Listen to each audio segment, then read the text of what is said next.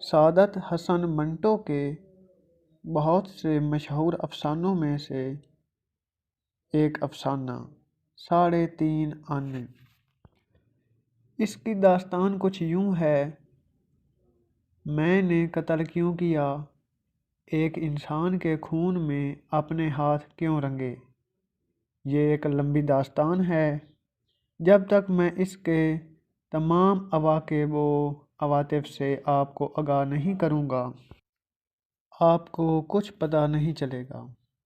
مگر اس وقت آپ لوگوں کی گفتگو کا موضوع جرم اور سزا ہے، انسان اور جیل ہے۔ چونکہ میں جیل میں رہ چکا ہوں، اس لیے میری رائے نادرست نہیں ہو سکتی۔ مجھے منٹو صاحب سے پورا اتفاق ہے کہ جیل مجرم کی اصلاح نہیں کر سکتی، مگر یہ حقیقت اتنی بار دہرائی جا چکی ہے کہ اس پر زور دینے سے آدمی کو یوں محسوس ہوتا ہے جیسے وہ کسی محفل میں 1000 بار کا سنایا ہوا لطیفہ بیان کر رہا ہے۔ اور یہ لطیفہ نہیں کہ اس حقیقت کو جانتے پہچانتے ہوئے بھی ہزارہا جیل خانے موجود ہیں، ہتھ کڑیاں اور وہ ننگ انسانیت بیڑیاں۔ میں قانون کا یہ زیور پہن چکا ہوں۔ یہ کہہ کر رضوی صاحب نے میری طرف دیکھا اور مسکرایا۔ اس کے موٹے موٹے حبشیوں کے ہونٹ عجیب انداز میں پھڑکے۔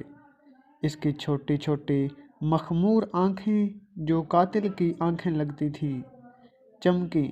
ہم سب چونک پڑے تھے جب اس نے یکایک ہماری گفتگو میں حصہ لینا شروع کر دیا تھا۔ وہ ہمارے قریب کرسی پر بیٹھا کریم ملی ہوئی کافی پی رہا تھا۔ جب اس نے خود کو متعارف کرایا تو ہمیں وہ تمام واقعات یاد آ گئے جو اس کی قتل کی واردات سے وابستہ تھے۔ وعدہ معاف گواہ بن کر اس نے بڑی صفائی سے اپنی اور اپنے دوستوں کی گردن پھانسی کے پھندے سے بچا لی تھی۔ وہ اسی دن رہا ہو کر آیا تھا۔ بڑے شائستہ انداز میں وہ مجھ سے مخاطب ہوا: معاف کیجیے گا منٹو صاحب، آپ لوگوں کی گفتگو سے مجھے دلچسپی ہے۔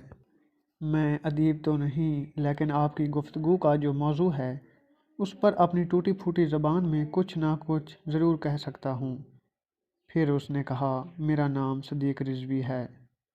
لنڈا بازار میں جو قتل ہوا تھا میں اس سے متعلق تھا۔ میں نے اس قتل کے متعلق صرف سرسری طور پر پڑھا تھا، لیکن جب رضوی صاحب نے اپنا تعارف کروایا تو میرے ذہن میں خبروں کی تمام سرخیاں ابھر آئیں۔ ہماری گفتگو کا موضوع یہ تھا کہ آیا جیل مجرم کی اصلاح کر سکتی ہے؟ میں خود محسوس کر رہا تھا میں ایک باسی روٹی کھا رہے ہیں۔ رضوی نے جب یہ کہا: یہ حقیقت اتنی بار دہرائی جا چکی ہے کہ اس پر زور دینے سے آدمی کو یوں محسوس ہوتا ہے جیسے وہ کسی محفل میں 1000 بار سنایا لطیفہ بیان کر رہا ہے، تو مجھے بڑی تسکین ہوئی۔ میں نے یہ سمجھا جیسے رضوی نے میرے خیالات کی ترجمانی کر دی۔ کریم ملی ہوئی کافی کی پیالی ختم کر کے رضوی نے اپنی چھوٹی چھوٹی مخمور آنکھوں سے مجھے دیکھا اور بڑی سنجیدگی سے کہا: منٹو صاحب، آدمی جرم کیوں کرتا ہے؟ جرم کیا ہے؟ سزا کیا ہے؟ میں نے اس کے متعلق بہت غور کیا ہے۔ میں سمجھتا ہوں کہ ہر جرم کے پیچھے ایک ہسٹری ہوتی ہے۔ زندگی کے واقعات کا ایک بہت بڑا ٹکڑا ہوتا ہے، بہت الجھا ہوا، ٹیڑھا میڑھا۔ میں نفسیات کا ماہر نہیں، لیکن اتنا ضرور جانتا ہوں کہ انسان نے خود جرم سرزد نہیں ہوتا، حالات سے ہوتا ہے۔ نصیر نے کہا: آپ نے بالکل درست کہا ہے۔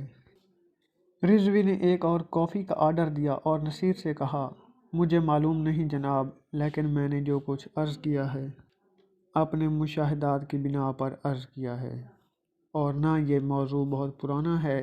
میرا خیال ہے کہ وکٹر ہیوگو فرانس کا ایک مشہور ناولسٹ تھا، شاید کسی اور ملک کا ہو۔ آپ تو خیر جانتے ہی ہوں گے، جرم اور سزا پر اس نے کافی لکھا ہے۔